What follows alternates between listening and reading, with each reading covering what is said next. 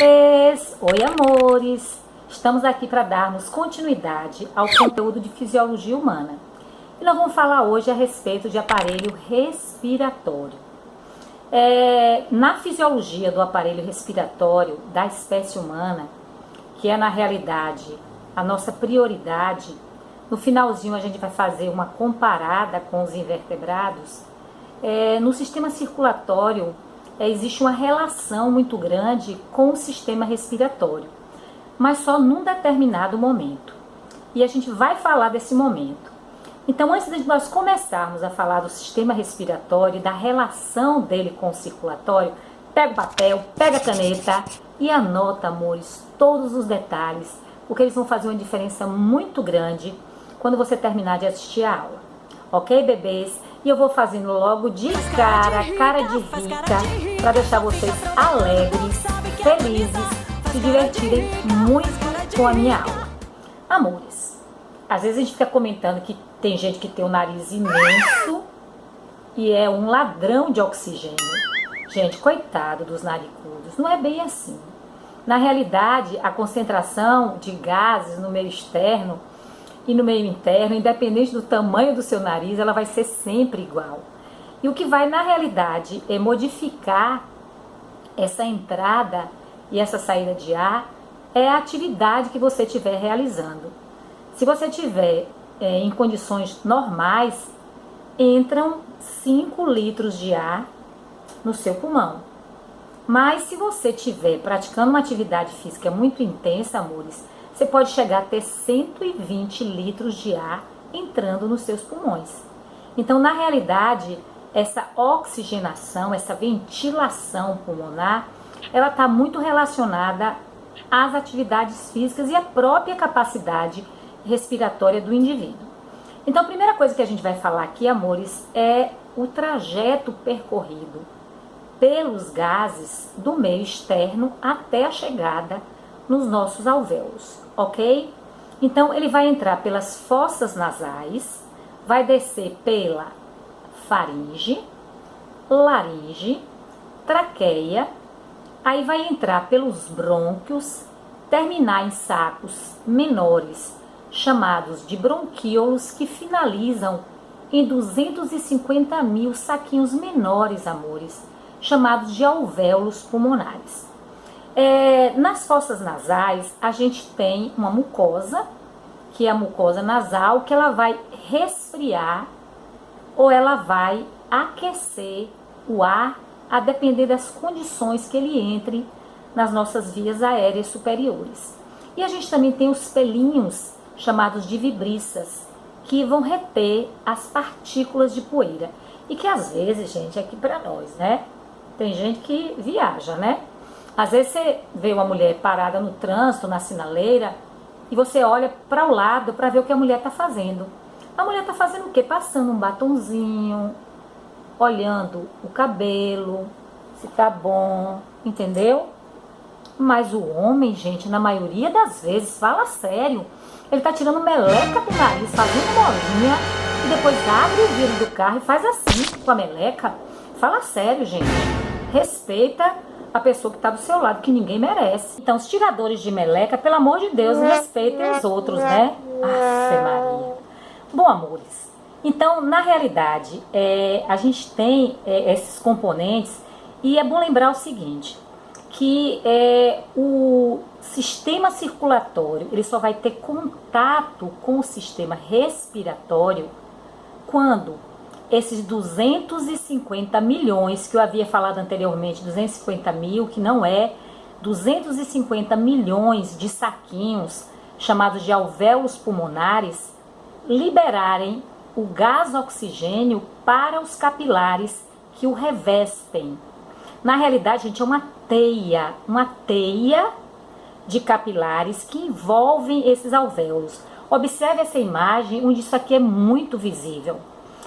O local da hematose, ela é um local importantíssimo, porque nesse momento a quantidade de oxigênio que é superior à quantidade de CO2 entrando, ela vai passar para o capilar.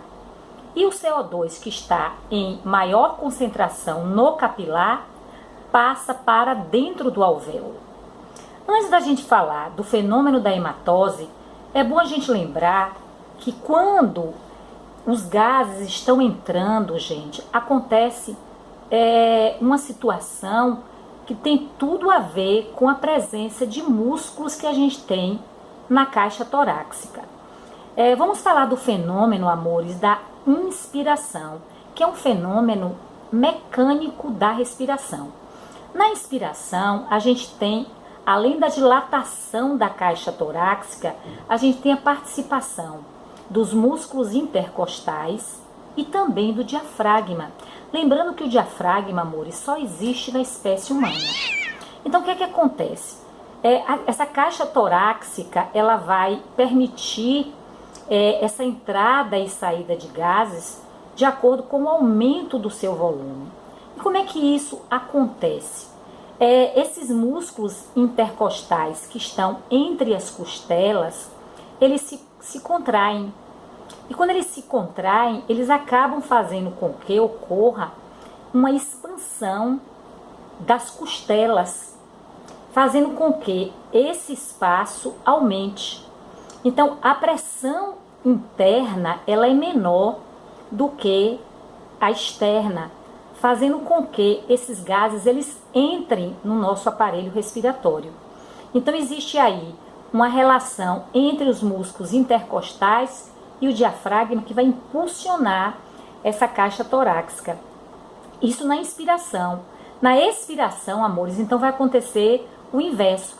A caixa torácica ela vai se contrair e os músculos intercostais e o diafragma eles vão relaxar, fazendo com que ocorra a expiração, que é um outro fenômeno mecânico da respiração.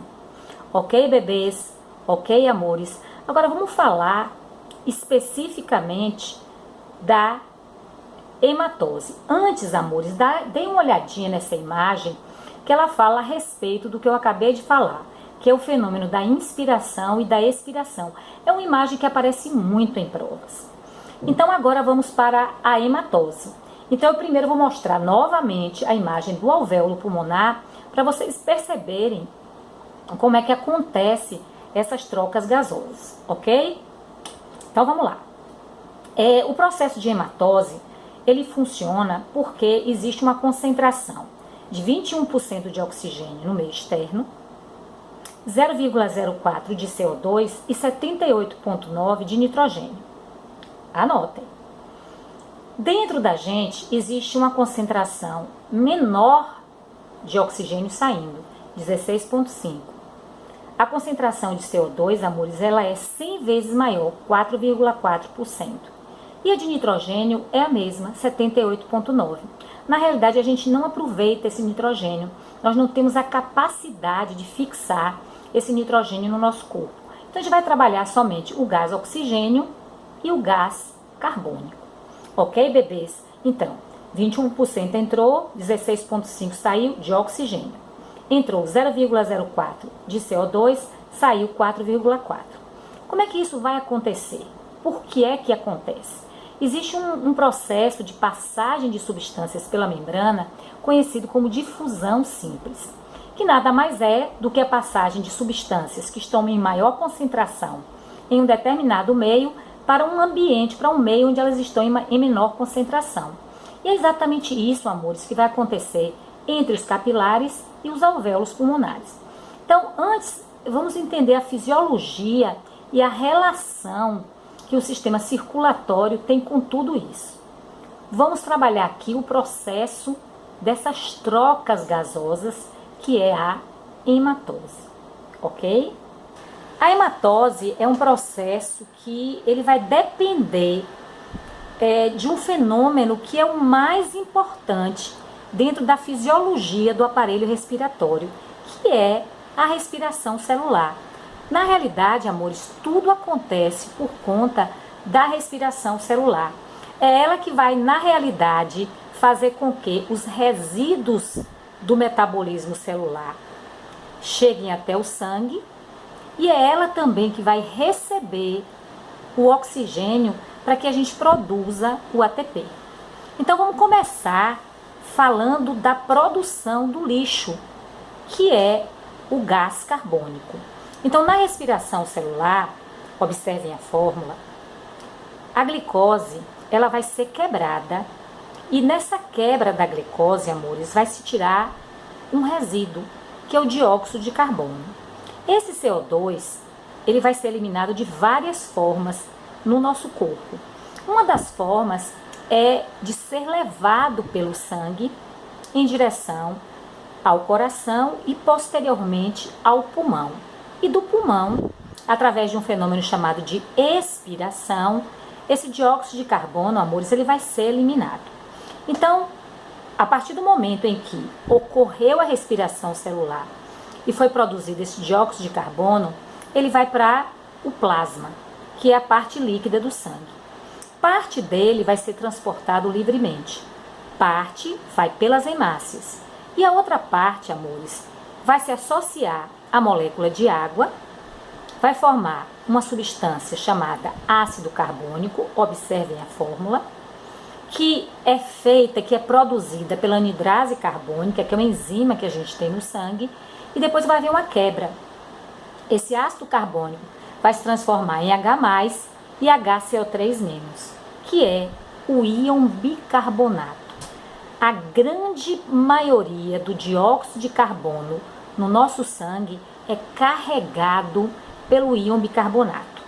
Então ele vai pelos capilares, depois vai por vênulas, até chegarem, amor, até as veias cavas. Veias cavas superiores, que vêm da região encefálica, e a veia cava inferior. Essa veia cava, ela vai chegar pelo lado direito do coração. Passa pelo átrio direito, ventrículo direito e sai em direção ao nosso pulmão pela única artéria que transporta sangue venoso, artéria pulmonar. Da artéria pulmonar, ela vai se ramificando em arteríola até chegar aos capilares. Esses capilares que revestem o alvéolo pulmonar, observe a imagem mais uma vez, eles vão receber esses 4,4% de CO2 e vão mandar embora. Aí eles vão fazer o trajeto inverso: alvéolo, bronquíolos, brônquios, sobem pela traqueia, vão para a laringe, depois vão para a faringe, até saírem pelas fossas nasais. Ok, bebês? Esse foi o trajeto da eliminação do dióxido de carbono. Lembrando que lá no alvéolo aconteceu o quê? Hematose. Agora vamos fazer o trajeto inverso. O oxigênio está em maior concentração fora. Aí ele vai fossas nasais, faringe, laringe. Lembre que entre a faringe e a laringe existe a glote, que é fechada pela epiglote, para evitar que quando você come e fala tudo ao mesmo tempo, você não engasgue. Essa glote, ela é fechada pela epiglote para evitar acidentes. Não, porque você tá lá na farra, tomando cachaça, se acabando, ouvindo Pablo, ouvindo Tairone Cigando, e ouvindo sei lá mais quem. Aí fica naquele desespero para comer, para beber, para falar e engasga. Aí o que é que acontece? O alimento que deveria ir para o esôfago cai na laringe. Aí você engasga. Para salvarem vocês, ninguém tem que dar aquele tapão nas costas e nem muito menos virar você de cabeça para baixo e sacudir. Existe um método chamado de método Heschling. Olha o nome aqui. Olha a imagem aqui. A pessoa abraça a outra por trás, coloca a mãozinha aqui, ó, e pressiona, para que aquele pedaço de carne, para que aquele osso de galinha que você, no desespero, na usura de comer, esfomeado, e falar e dar risada ao mesmo tempo, esqueceu que você não tem só laringe, traqueia, você também tem esôfago, e o destino dele era para o esôfago, e não para a laringe. Entendeu? Então, tem educação na hora de comer, para de dar risada, para de falar, ok? Então vamos descendo. Aí passou da laringe para a traqueia. Da traqueia ele vai entrar pelos brônquios, bronquíolos e terminar nos alvéolos. Esse oxigênio que entrou numa concentração de 21%. O que vai acontecer agora, amores? A hematose de novo. Aí esse oxigênio vai passar para os capilares. Uma parte desse gás oxigênio vai livre no plasma.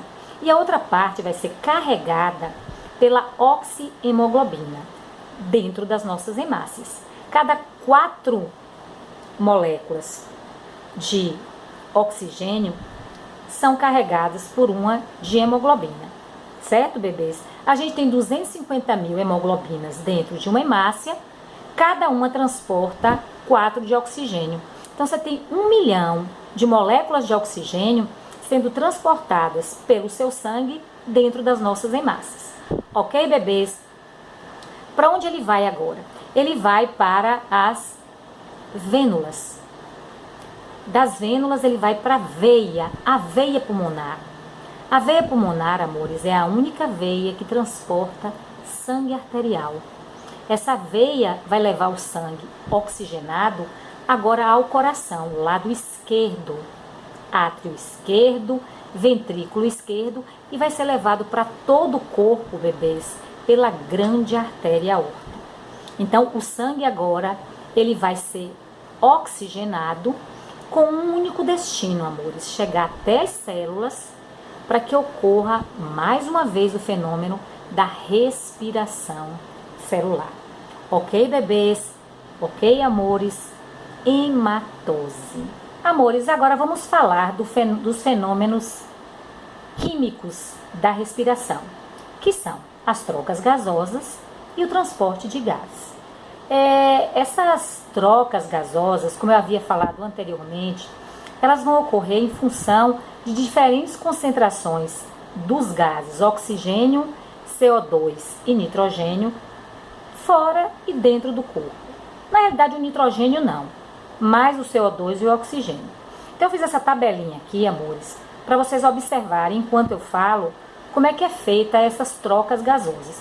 Eu já havia falado que você tem 21% de oxigênio fora do corpo e 16,5% é o que é produzido dentro. Então o que é que acontece? Como o oxigênio está em maior concentração fora, ele entra. O dióxido de carbono fora, 0,04%. Dentro é produzido 4,4%. Então, como a concentração é maior dentro, ele sai. É simples. Difusão simples. O nitrogênio nós não temos condição de assimilar. Entra 78,9%, sai 78,9%. Ok, bebês? É interessante vocês saberem esses valores, porque eles já foram questionados em prova. Ok, bebês? Agora vamos ver o transporte de gás. A gente tem o oxigênio transportado, amores, de duas formas. Uma média de 10% é transportada livremente pelo plasma, que é a parte líquida do sangue, e temos 90% transportado através das nossas hemácias. As nossas hemácias, elas transportam esse gás oxigênio associado à molécula de hemoglobina. Então, cada hemácia tem uma média, amores, de 250 mil moléculas de hemoglobina. Esse espaço é que faz também com que a hemácia ela perca o núcleo. A hemácia ela é nucleada para que ela tenha mais espaço para transportar o oxigênio, porque cada uma de hemoglobina transporta 4 de oxigênio. Então você fica com 1 milhão de moléculas de oxigênio dentro de uma célula. Então acabou ocorrendo a destruição do núcleo para que ocorra um espaço, para que exista um espaço maior para transporte desses gases. Ok, bebês? Agora vamos ver o dióxido de carbono. O dióxido de carbono ele é transportado 5% livre no plasma, uma média de 25%, alguns autores mudam um pouco esses valores, mas a média é mais ou menos essa. É transportado através da hemácia também, associada à hemoglobina, formando a carbohemoglobina, e através do sangue, esse CO2 se junta com a água e forma, pela ação da anidrase carbônica, vamos ver de novo a fórmula, o ácido carbônico. Esse ácido carbônico se quebra, transforma-se em H+, e HCl3-, que é o íon bicarbonato, que é o percentual maior, 70% de todo o dióxido de carbono transportado no sangue é transportado pelo íon bicarbonato. Ok, bebês? E agora eu queria chamar a atenção de vocês para o monóxido de carbono. O monóxido de carbono, ele forma a carboxihemoglobina, amores. Cuidado para não confundir com carbo.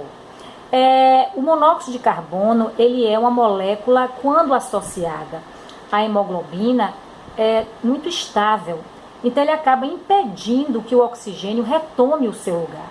Então, quando você inspira o monóxido de carbono, ele vai começar a circular pelo seu corpo e pode ir para a região encefálica.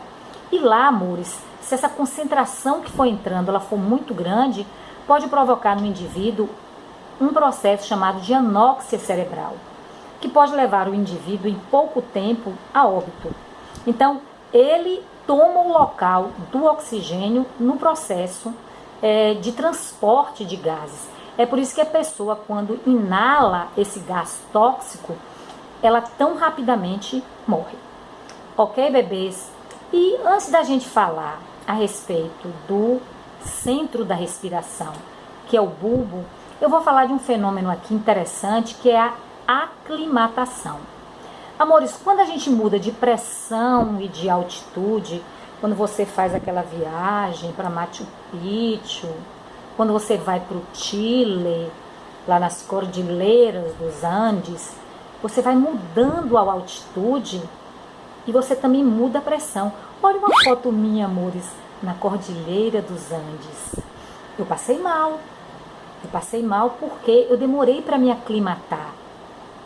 Então, o que é que acontece? Pressão e altitude diferentes, diminuição da pressão, aumento da altitude, há rarefeito. O que é que acontece? A oxigenação, ela é menor, você tem uma quantidade menor de oxigênio no meio. O que é que acontece? Você começa a entrar num processo de taquicardia e de bradipneia, que te leva ao ficar ofegante e a ter um batimento cardíaco acelerado. Então você tem que se acalmar, você tem que relaxar, você tem que, se você estiver caminhando ou estiver em passos mais acelerados, você tem que parar e diminuir, para que o seu corpo ele comece a aumentar a produção de hemácias e você se aclimate. Que é o que acontece muito, amores, quando os jogadores vão jogar futebol em um local muito acima do nível do mar, muito acima de uma atmosfera que seria o nível do mar. Aí eles têm que passar por esse processo de aclimatação, que é um pouco demorado, até que seu corpo produza mais hemácias e pegue uma quantidade maior de oxigênio. Então calma, relaxa, toma um vinhozinho, espera o corpo se ambientar com aquela mudança de pressão e depois continua subindo e curtindo sua viagem. Ok, bebês? Agora vamos falar do centro da respiração, que é feita na região encefálica, através de uma parte do nosso sistema nervoso central, que é o bulbo. Vamos ver, amores, como é que isso acontece, ok? Amores, o controle da nossa respiração, como eu havia dito, ele é feito através do sistema nervoso central, especificamente no encéfalo, numa região chamada de bulbo. Então, amores, o centro da nossa respiração, ele vai controlar a concentração de CO2 e de oxigênio no nosso sangue. Só para vocês terem uma ideia, a gente consegue, numa inspiração, numa expiração aqui normal, fazer esse processo, inspira, expira, de 10 a 15 vezes por minuto, sem você pensar na respiração. Ninguém pensa, amores, que está respirando, a não ser que alguém coloque a mão na sua boca, coloque um saco plástico e te roube a respiração. Outra coisa, amores, quando a gente está em repouso, aqui em condições normais, a gente coloca até 5 litros de ar no pulmão. Quando você tem uma atividade física de alto impacto, que você tem uma necessidade muito grande de oxigenação, você chega a colocar 120 litros de ar por minuto nos seus pulmões. E existem, gente, partindo desse centro respiratório no bulbo, nervos que vão ser responsáveis pela contração do diafragma e dos músculos intercostais. E é isso que vai fazer com que ocorra um controle da nossa respiração. Então, na realidade, amores, quando ocorre uma mudança no pH do nosso sangue, ocorrem modificações nessa ventilação, nessa amplitude da nossa capacidade respiratória. A gente respira em condições normais para renovar esse ar que circula no nosso sangue. Então, o corpo ele aumenta a amplitude e a frequência respiratória para que você consiga renovar esse ar e levar tanto o oxigênio para as células quanto retirar o dióxido de carbono de lá. Então, quando ocorrem mudanças de pH, ocorre automaticamente uma ativação desse centro respiratório. Então, gente, quando o pH está abaixo do normal, ocorre a liberação do hidrogênio. Automaticamente, o centro respiratório ele é ativado, aumenta a frequência, amplitude da respiração para você aumentar essa capacidade respiratória, até chegar num ponto onde esse pH ele volte ao normal. Quando acontecer de um pH ficar ácido. Agora, gente, quando acontece o inverso, né, quando o pH ele está acima do normal, aí ocorre uma compressão nesse centro respiratório, fazendo com que diminua essa frequência, essa amplitude da respiração, para que o pH também volte ao normal. Então, assim, existem os indicadores, né, os quimiorreceptores, que captam essas mudanças de pH no sangue, fazendo com que essa amplitude dessa frequência respiratória ou a diminuição, a compressão dela ocorra, para que você possa realmente respirar normal. Ok, bebês? Ok, amores? Agora vamos para as dicas da Beth. Yes! Amores, a gente vai lembrar aqui rapidinho que nos vertebrados a respiração pulmonar ela ocorre na totalidade pela primeira vez nos répteis. Répteis, aves e mamíferos têm respiração exclusivamente pulmonar. Nos peixes ela é branquial e nos anfíbios aquáticos branquial e terrestres ela é parte cutânea e parte pulmonar. Ok, bebês? Outra coisa importante. O controle da nossa respiração ela é feita através de uma região do sistema nervoso central no encéfalo chamada de bulbo. Outra coisa muito importante que vocês não devem esquecer. Todo o processo respiratório, amores, ele vai se fundamentar na necessidade de oxigenação das células. Essa fórmula, que é a fórmula da respiração celular, ela não deve ser esquecida. Na realidade, a respiração pulmonar objetiva-se em levar o oxigênio através do sangue até as nossas células e retirar dela o dióxido de carbono. Outra coisa, todos os gases que circulam no sangue, eles são levados pelo plasma, pelas hemácias ou, no caso específico do CO2, formando um íon chamado de íon bicarbonato. E quando você muda de pressão e de altitude, você passa por um processo de aclimatação que vai lhe permitir uma adaptação, um aumento na produção de hemácias para que você possa respirar em um ar rarefeito. Ok, bebês? Ok, amores? Eu vou ficando por aqui. Essa aula foi longa, foi extensa, mas ela é muito importante. Aparelho respiratório, circulatório caem muito em provas e é importante que vocês tenham memorizado tudo. Ok, bebês? Então agora, antes de saírem, de desligarem o computador, dá aquela curtida, deixa aquele recadinho que eu vou adorar. Eu vou terminar mais uma vez fazendo cara de rica, porque eu adoro. E eu sou chique, né, gente? Olha de novo a foto minha lá na Cordilheira dos Andes, passando por um processo de aclimatação. Olha a outra aqui. Ai, gente, eu tirei ele. Foi bom demais, viu? Adoro. Beijo, bebês. Beijo, amores. Tchau.